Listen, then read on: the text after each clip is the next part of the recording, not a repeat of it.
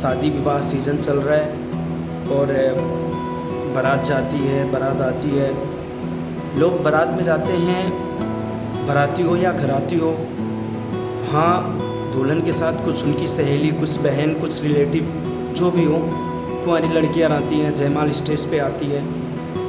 और कुछ लड़के ऐसे होते हैं जो दूल्हे के साथ फ़ोटो खिंचवाते हैं, जिसमें उन लड़कियों का भी फ़ोटो आता है, या फिर दुल्हन का फ़ोटो खींच के बधाई देते हैं। भाई साहब, आप ऐसा क्यों करते हो? आपको क्यों नहीं ध्यान होता कि उस शादी विवाह समारोह में कुंवारी लड़कियां भी आई हैं।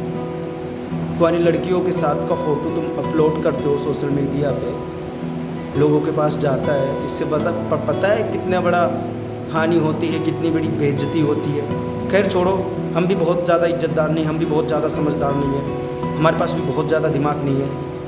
लेकिन भाई अगर जो कुछ सोचो ना, तो कुछ बातें तो बुरी लगती हैं। अब फ़ोटो खींचते हो, आप फ़ोटो अपलोड करते हो, यार मैं साफ कहता हूँ। और वही जब जो लड़के फ़ोटो खींच के बाराती अपलोड करते हैं, उनके घर जब बारात आती है तो सबसे पहले वही मना करते हैं। क्यों करते हो? आपको तो दुल्हन वो चाहिए जो घूंघट में रहे, लेकिन लड़कियों का फ़ोटो पहले वायरल करोगे जब वो आती है दुल्हन के साथ। इससे आपको कुछ मिलता है? कुछ भी नहीं मिलता है। और हाँ, हम बता दें, जो लड़कियों का फ़ोटो खींचते हैं लड़के ना, बाद में जिस लड़की से शादी होती है, जो दुल्हन रहती है ना, उससे ये सोर्स लगाते हैं। कभी कभी ये क्वेश्चन बहुत बड़ा हो जाता है ना कि बाप रे, हमारे घर की लड़की तो कभी घर से बाहर गई ही नहीं, किसी से मिली नहीं, कैसे कांटेक्ट हो गया, कैसे किसी से बात करने लगी। ये बात तो आती है ना थॉट दिमाग में। तो ये इस तरीके से होता है, जब किसी लड़की का फ़ोटो कैप्चर कर पाते हैं लड़के अपने फ़ोन में, तो फिर उस लड़की से सोर्स लगाते हैं कि ये मुझे पसंद आई है, भाभी जी मेरी शादी करवा दो, फलाना धमाका।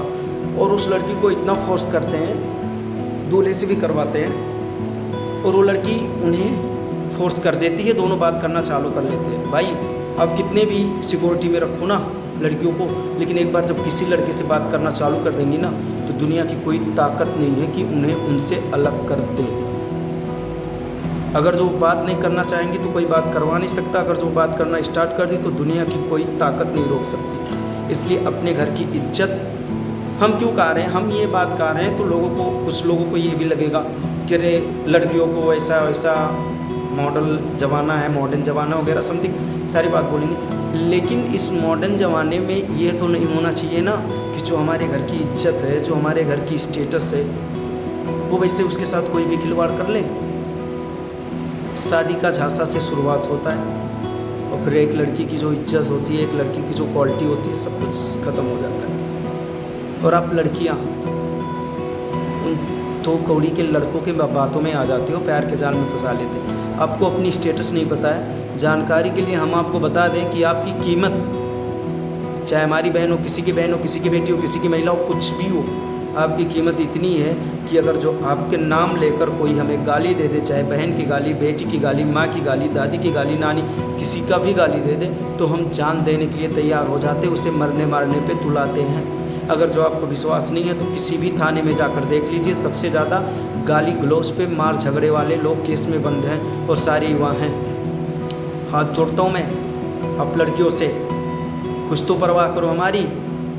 और ये कुछ चंद लोग जैसे बॉलीवुड भाड़ फैला दिया, लड़कियों का कोई घर नहीं होता, लड़कियां पराई होती है। हमें एक बात समझ में नहीं आती, लड़कियां कैसे पराई होती है। अगर जो वो कोई जस्टिफाई कर दे कि लड़कियां पराई होती हैं, तो मैं उसके घर पूरी ज़िंदगी नौकरी करूँगा, उसका गुलाम बन के रहूँगा। जब तक लड़की जिस घर में पैदा हुई है, उसके माँ बाप उसके अपने हैं।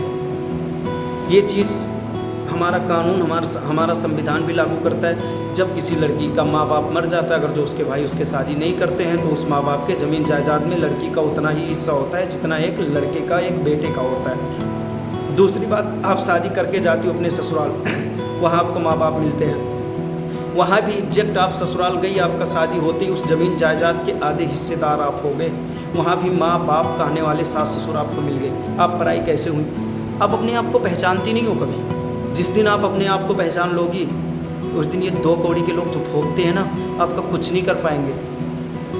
आप एक लड़की हो, आप इस दुनिया के निर्माता हो।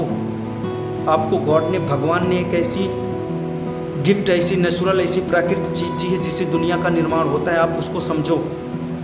आपके लिए मोस्ट इम्पॉर्टेंट बात है कि भगवान ने जिस जात, जिस धर्म, जिस समाज में आपको पैदा किया है, उस जात, उस धर्म, उस समाज को बढ़ावा देने का आपका कर्तव्य है, ना कि ऐसे दो कौड़ी के छिछोरों पे आप अपना सब कुछ लुटा दो मॉडर्न युग के नाम पे।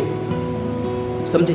इस दुनिया के आप निर्माता हो। आप अपनी, कभी आप देखते हो आपको भाई, आपके बाप क्यों कहते हैं थोड़ा पर्दे में रहो? नहीं समझते हो, आपकी कीमत इतनी है ना। एक सोना होता है, एक हीरा होता है, लोग पहनते, हाथों में पहनते, यहाँ पहनते, सब देखे, लेकिन एक लड़की को, एक लेडीज़ को कभी कोई नहीं चाहता उसका माँ बाप भाई की कोई देखे, इसलिए कि आप उस हीरे मोती जवाहरात से